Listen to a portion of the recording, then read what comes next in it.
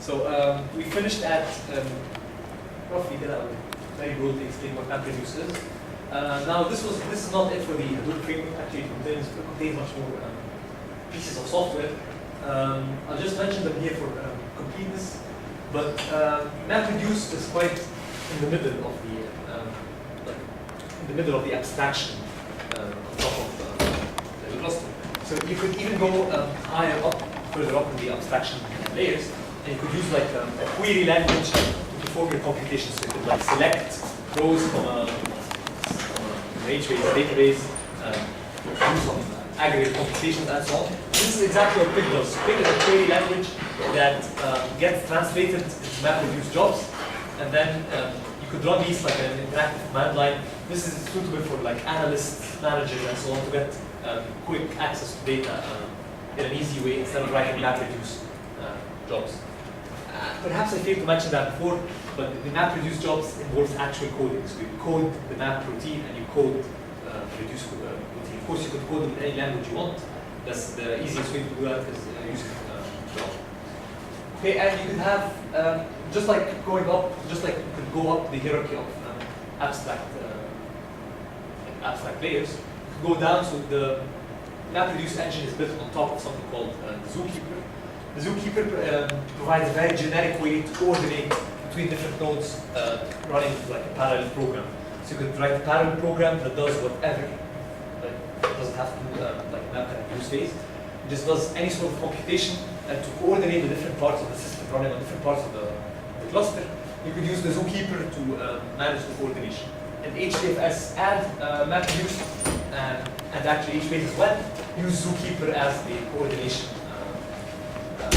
library. Finally, you have some other parts, other smaller parts like Hive, Chukwa, and so on. Yeah, so this was it for Hadoop.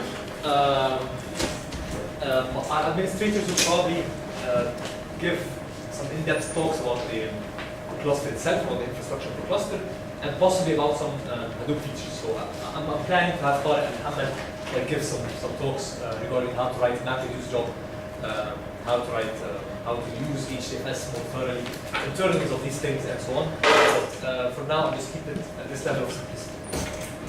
Right. So the current projects that are being developed on the cluster. So this was all the infrastructure of the cluster. So this was the hardware, the software, and the framework of Hadoop. Yes. So sorry to interrupt, but before moving on, did you face any bottlenecks performance? We haven't, but we have tested a bit, because we haven't tested that much. We rely simply on the fact that Yahoo uses Hadoop, uses widely, and there are several accounts of benchmarks and so on that are very promising. But at this stage, the project is very young. We've not yet tried that much. But Hazim and Muhammad tried some benchmarks like doing word counts on big files. I think Tariq is in the moment trying to crack the password of the file on the clusters, stuff like that. But I'm not aware of any serious application that is completed on the cluster. Okay. So at this stage, we're just developing a few projects while we're developing the cluster. So the cluster is still being developed. So Tariq and Mohammed are still working on the caching servers, on a global SQL database server. Some other things like web hosting, load balancing for web hosting, and so on. But in parallel, we work on some applications that would demonstrate the capabilities of the cluster and be very useful as well. So the first of these applications I mentioned before is the gAPC. The gAPC uses the cluster in the following sense. Now, remember the problems we discussed before regarding the storage space and the computation needs. Now you could see easily that all of the big data, the submission data, is written in a BigTable, right? Instead of written to a file in the file system. And actually, the cheating detection, the running the test, the style checking, and so on, is just translated into a MapReduce job. Each of these is translated into a MapReduce job. So the mapping is quite clear for the gAPC. The second project that is being developed at the moment is like a demo project. It's not very useful on its own, so it's a Google Maps like project. which runs on the multi-touch table. So you could go like browse on the map, select a start point and an end point, and then it will calculate the best way through the routes of Cairo, through the streets of Cairo, for you to go. We also plan to develop like a tour planning application, so that you could like select points of interest. Maybe you're interested in visiting the pyramids of Giza, I don't know, the Cairo town, the Giza town, and so on. And you specify like times in which these things are open. Then it finds the route of a tour that takes you through all of these sites. Right? And this, the aim of this project, well, this project is being developed by Mohammed Salim. It's an extension to his work on his bachelor thesis. So he's doing an internship at the moment, and he's completing this application. The main point of this application is getting an internet connection. So when we'd like to talk, we'd like to have like some sort of very nice demonstration so that we can make a very strong case in front of the upper management and possibly the IT that our cluster is a serious project and we need like serious attention. And through that, I aim at getting like an internet connection to the outside world, and then begin real hosting and real applications that might involve some connection to the internet. Great. Yes, and finally, Dr. Baumann asked us, we're currently in the process of doing that, to install a Mathematica Kernel. Are you all familiar with Mathematica? It's a framework for running, it's a big program for running like mathematical computations. You can find integrals, simulate things, physical things, and so on. Right, so these were the plans for the short-term projects. So these are the projects that are currently being developed. We have some future possibilities, so we have some future applications in mind. Well, our cluster is definitely interesting for Dr. Limon to do some graphics rendering, I believe, unless I'm mistaken. Dr. Haytham is currently developing snaps in Java.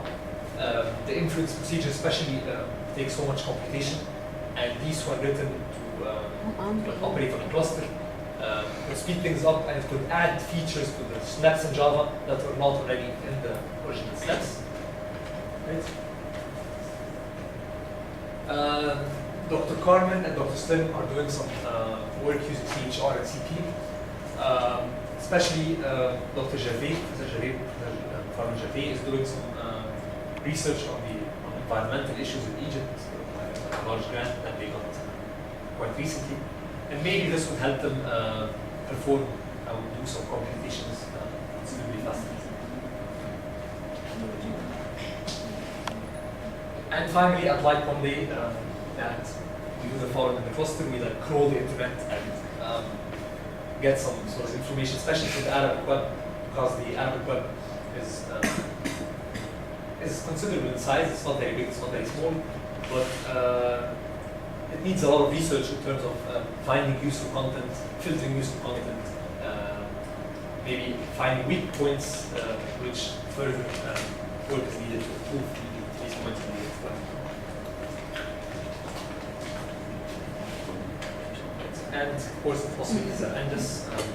Once we go commercial, once we go not commercial, once we go live, once our platform is stable, once we have all the applications, the demo applications running, we probably open the doors for staff members and possibly students to just come up with their own ideas, run them on the cluster under certain quotas, and this should become like a computing and storage platform with the whole CF department and possibly juicy.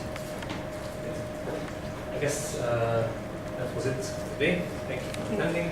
I'd like to thank the head for moving the camera. And do you have any questions?